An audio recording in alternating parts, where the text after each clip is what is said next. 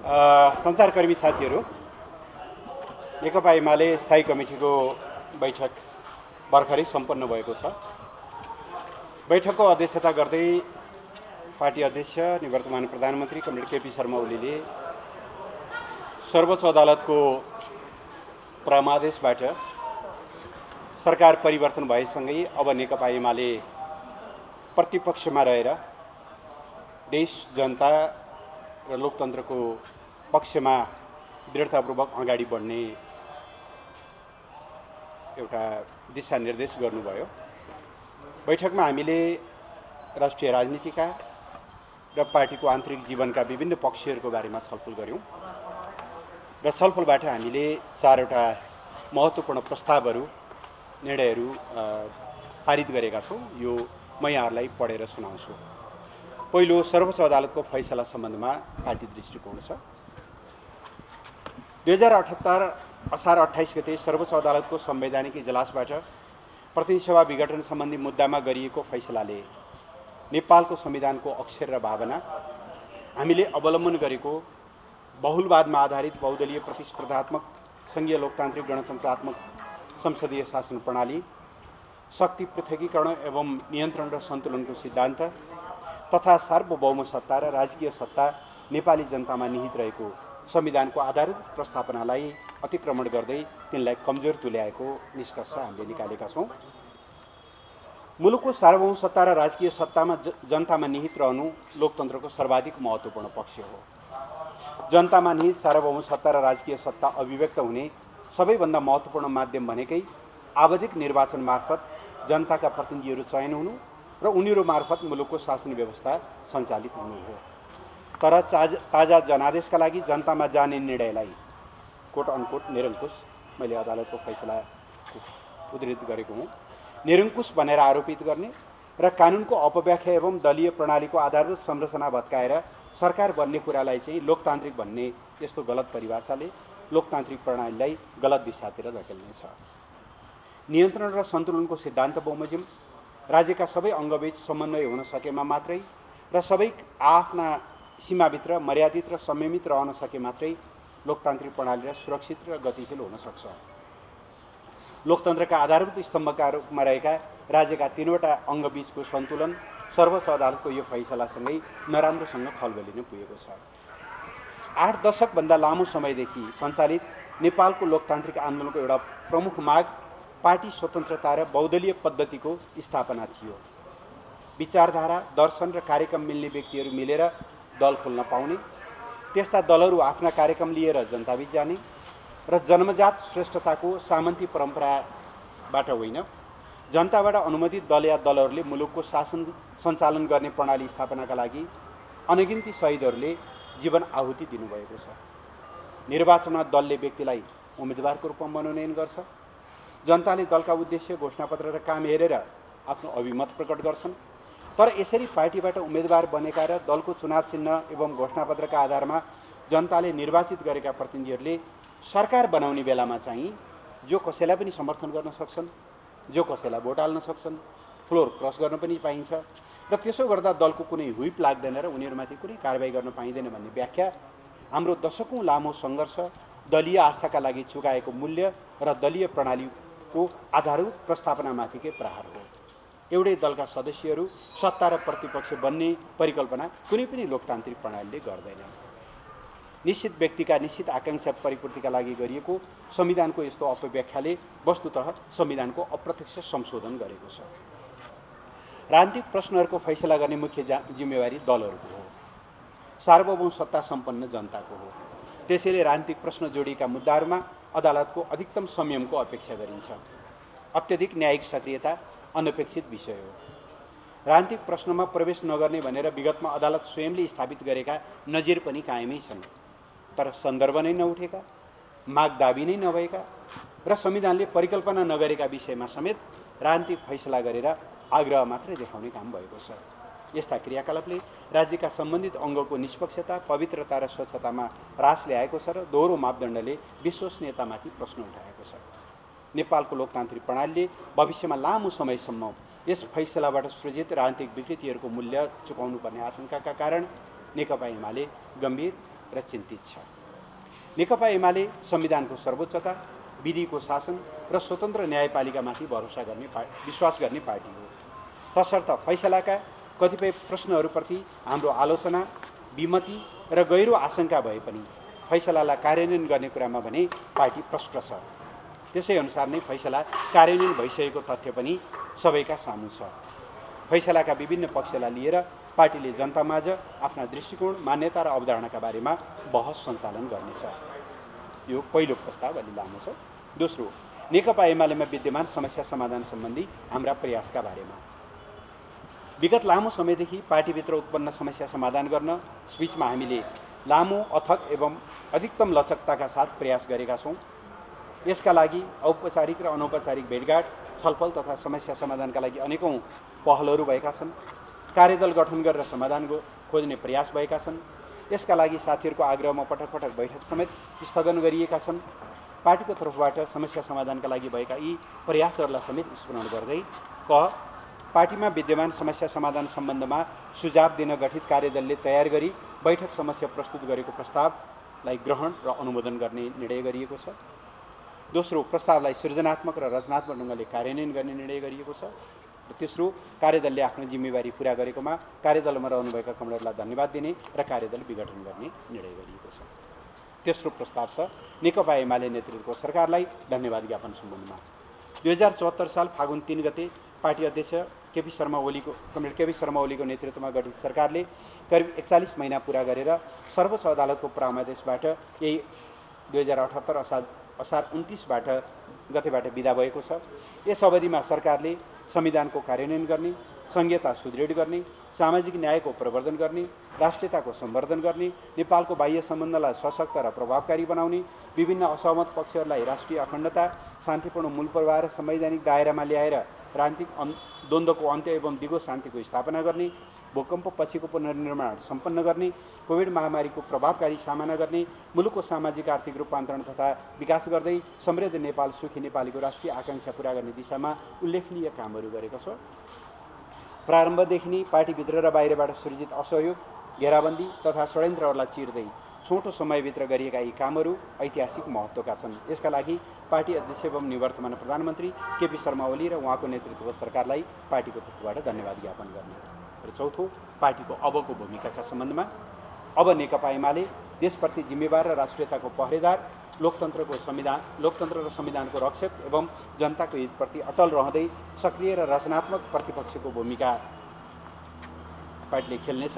अलोकतान्त्रिक एवं अस्वस्थ विधिबाट गठित सरकारलाई पार्टीको समर्थन नरहने र विश्वासको मत नदिने स्पष्ट पार्दै पार्टीका सबै प्रतिनिधि सभा सदस्यहरूलाई यस निर्णयको पालनाका लागि निर्देशन दिने निर्णय भएको छ। धन्यवाद। सहमतिको औचित्य समाप्त भएको कार्यक्रममा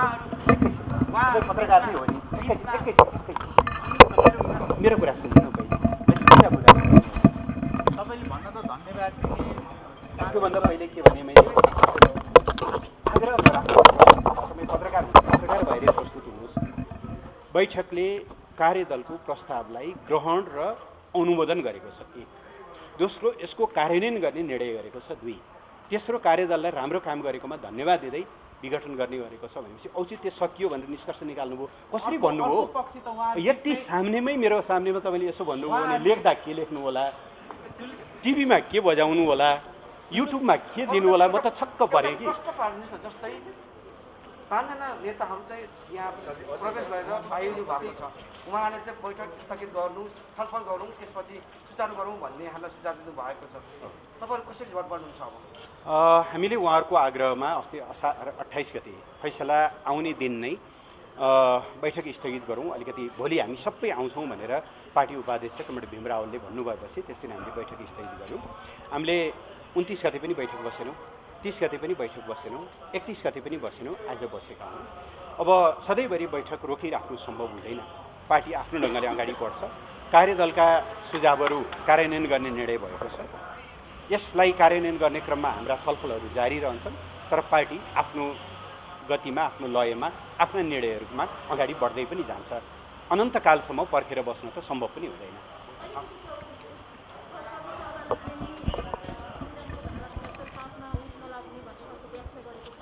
अब विश्वासको मतमा मतदान हुने दिन त्यस बारेमा पार्टीले थप भन्ला। अहिले हाम्रो स्थायी कमिटीको निर्देशन सबैलाई यो सरकारको विपक्षमा उभिने प्रतिपक्षी भूमिकामा रहने हो। अब पक्षमा उभिन कोही साथीहरू चाहनुहुन्छ भने अब सर्वोच्च अदालतले त्यो ढोका खोलिदिएको छ कारबाही गर्न पाइँदैन भनेर होइन, त्यो उहाँहरूले गर्नु होला। हामी प्रतिपक्ष हौँ, हामी प्रतिपक्षमा रहन्छौँ। प्रतिपक्षले के गर्नुपर्छ भन्ने बारेमा त यहाँहरूलाई मैले केही बताइरहनुपर्छ जस्तो लाग्दैन। जाँदैन, मैले भने नि त, अनुमोदन गऱ्यौँ, ग्रहण गऱ्यौँ, कार्यान्वयन गर्छौँ। हस्, थ्याङ्क यू। What?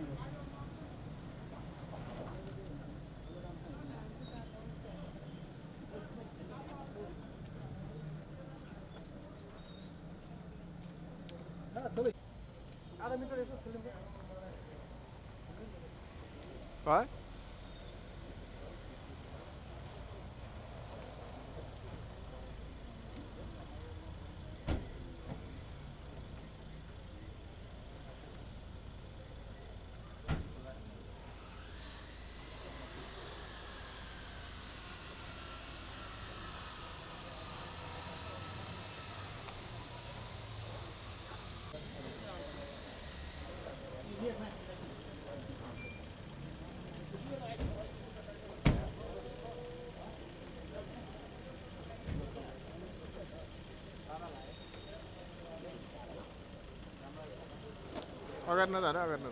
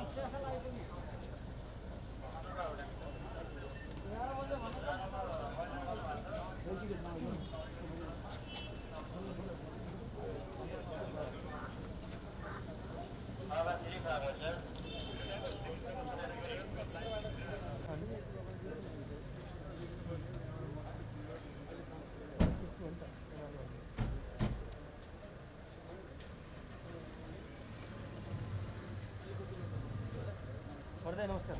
हेलो नमस्कार।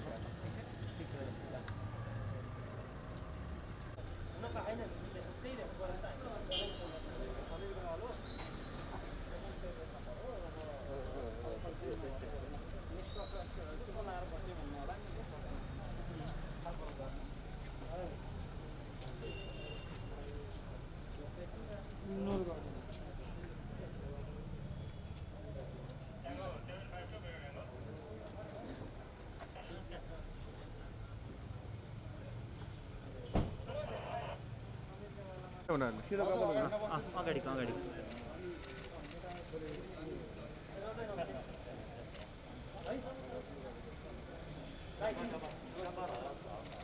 दाइ नमस्कार। दाइ सुन्नु न, थोरै एजेन्डाको बारे छ नि, थोरै बोलिदिनुहोस् न। आज के एजेन्डा? विषयमा छलफल गर्छौँ। एउटा पार्टीको आन्तरिक एकता त्यो माइक प्रस्ताव तयार मोबाइल गरेर तल राख्नु हुन्छ। त्यो प्रस्ताव उप छलफल हुन्छ, त्यसको समीक्षा हुन्छ, त्यसलाई अनुमोदन गर्ने काम हुन्छ। दोस्रो, हामी सर्वोच्चको फैसला र त्यो फैसला पश्चात जुन कुनै स्थापित संसद छ र यसमा हाम्रो भूमिका के हुन्छ यो सम्बन्धी बारेमै हामी छलफल गर्छौँ। तेस्रो चाहिँ हामी पार्टीको आन्तरिक साङ्गठनिक जीवन सम्बन्धी अब पार्टीका गतिविधिहरू कसरी लान्छौँ र मूलतः हामी सङ्गठन र सङ्घर्ष दुईटालाई साथमै लिएर जाने गरी छलफल गर्छौँ। त्यो सम्बन्धी विषय चाहिँ आज विषय केन्द्रित भएर छलफल गर्छौँ।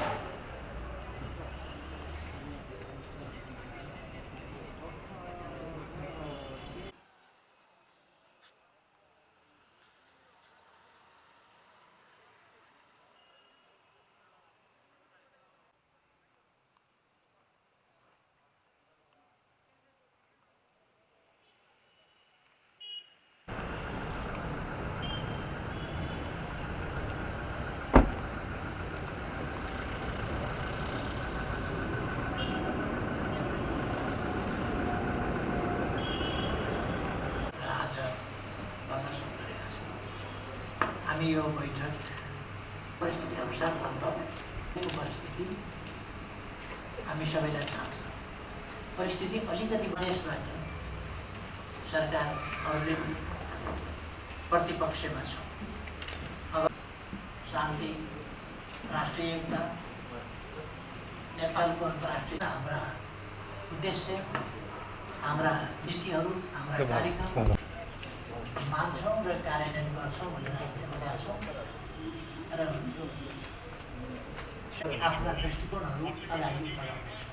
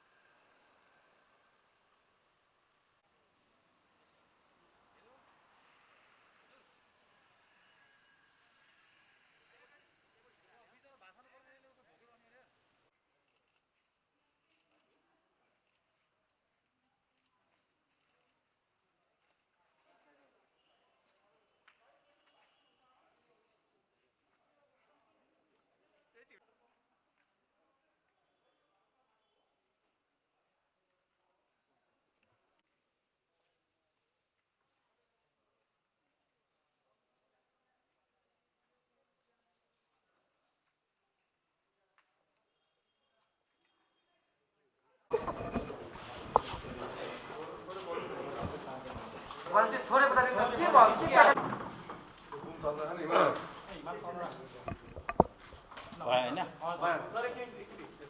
पत्रकार साथीहरू, यहाँहरूलाई थाहा छँदैछ हामीले नेपाल राष्ट्रको बृहत्तर हित, नेपाली जनताको हित र स्वयं नेकपा एमालेको हितको लागि यो पार्टीको एकतामा हामी जोड दिँदै आएका छौँ।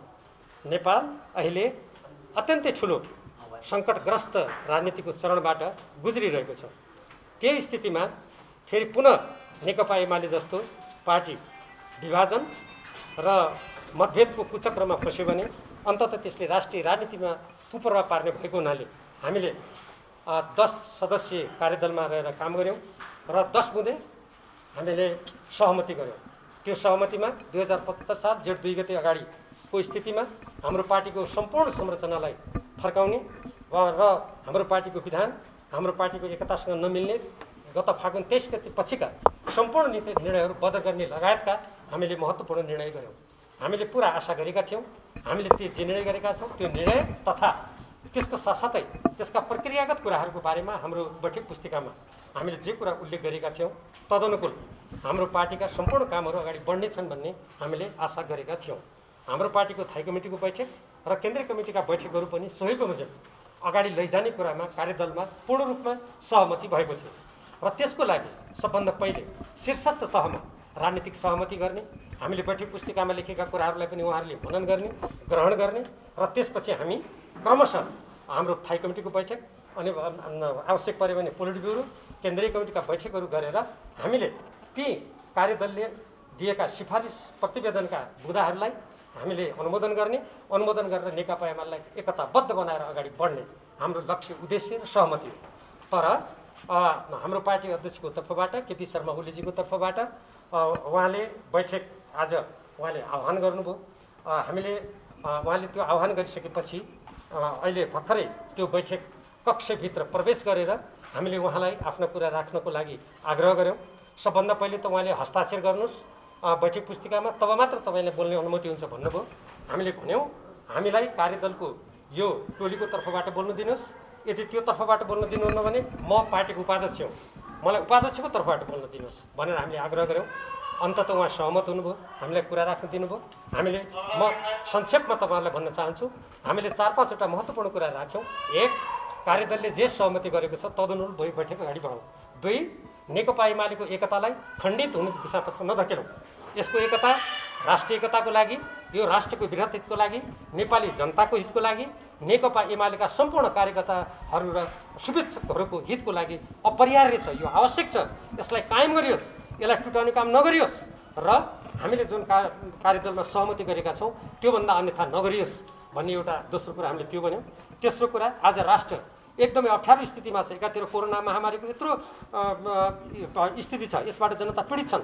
अर्कोतर्फ हाम्रो देश हाम्रो जुन भू राजनीतिक स्थिति छ यस्तो अवस्थामा यो राजनीतिक उथलपुथलले गर्दा धेरै अप्ठ्यारो अवस्थामा छ। यस्तो अवस्थामा नेकपा एमालेको एकतालाई अगाडि बढाउनको लागि स्वयं पार्टी अध्यक्ष केपी शर्मा ओली कामरेड र बैठकमा उपस्थित हुनुभएका सम्पूर्ण नेता कामरेडहरूले गम्भीर रूपमा सोच्नुहोस्, यो बैठक स्थगित गर्नुहोस् र हामीले जुन कार्यदलमा सहमति गरेर यो प्रक्रिया अगाडि बढ्ला भन्ने अपेक्षा गरेका थियौँ, स्वयं पार्टी अध्यक्षबाट आफ्नो निवासमा सर्ने क्रममा दिएका अभिव्यक्तिहरूले हामीलाई झनै अप्ठ्यारो पारेको छ। त्यसकारण अलिकति हामीलाई समयको आवश्यकता पर्यो। यो समय हामीलाई दिनुहोस्। आजको बैठक यो थाई कमिटीको बैठक पनि स्थगित गर्नुहोस्, त्यसपछि सङ्घीय संसदीय दलको बैठक पनि स्थगित गर्नुहोस्, अनौपचारिक कुराकानी गरौँ। योभन्दा अगाडि पार्टीका अध्यक्ष केपी शर्मा ओलीजी र हाम्रा वरिष्ठ नेता माधवकुमार नेपालजीको बिचमा शीर्ष तहमा कुराकानी गर्ने, हामीहरूको बिचमा अनौपचारिक कुराकानी गर्ने र हामीले कार्यदलको बैठकमा जुन प्रक्रियागत कुरामा सहमति गरेका थियौँ तदनुकूल अगाडि जाने कुरातर्फ हामी जाउँ भनेर उहाँहरूलाई हामीले हार्दिक आग्रह गऱ्यौँ। र म एकछिन त्यसपछि हामीले आग्रह गऱ्यौँ। उहाँले पार्टी अध्यक्षबाट धेरै कुरा त केही पनि आएन। उहाँले अनि हामीले अन्तमा के भन्यो भने तपाईँहरूले यसलाई स्थगित गर्नुहोस्, हामीहरू यो राष्ट्रको हितको लागि, पार्टीको जनताको हितको लागि, पार्टीको हितको लागि, आजको जटिल राजनीतिक स्थितिमा को भुमरीमा यो देश नपरोस् भन्नको लागि पार्टीको एकताप्रति हामी प्रतिबद्ध छौँ। हाम्रो त्यसमा भूमिका रहन्छ, सहयोग रहन्छ। सबैभन्दा जिम्मेवार भएर पार्टी अध्यक्ष कमले सोच्नु पर्यो, त्यसपछि वरिष्ठ नेताले सोच्नु पर्यो, त्यसपछि हाम्रो भागमा जसको भागमा पर्छ हामी आफ्नो ठाउँमा भूमिका खेलौँ। यो कुरा कार्यदलले स्वयं निर्णय गर्दा आफ्नो बुँदामा आह्वान गरेको छ, त्यसको पालना गरौँ। हामी जहिले पनि पार्टी एकताको पक्षमा रहन्छौँ, त्यो भूमिका खेल्छौँ। तर तपाईँहरू पनि त्यसको लागि सबभन्दा जिम्मेवार भएर पार्टी अध्यक्षले खेल्नुहोस् भन्ने कुरा हामीले आग्रह गऱ्यौँ। र अन्तमा पार्टी अध्यक्षले त्यस्तो लामो कुरा केही पनि भन्नु भएन। उहाँले के भन्नुभयो भने यो बैठक जारी रहन्छ र यसका कार्यसूची अगाडि बढाउनुहोस् भनेर उहाँले भनेपछि अनि हामीले उहाँलाई भन्यौँ हामी यो बैठक यी कुराहरू जुन हामीले राखेका छौँ यी कुराहरूतर्फ नजाने हो भने हाम्रो बैठकमा सहभागिता छैन, हामी हिँड्यौँ भनेर हामी त्यसबाट निस्केका हौँ। धन्यवाद।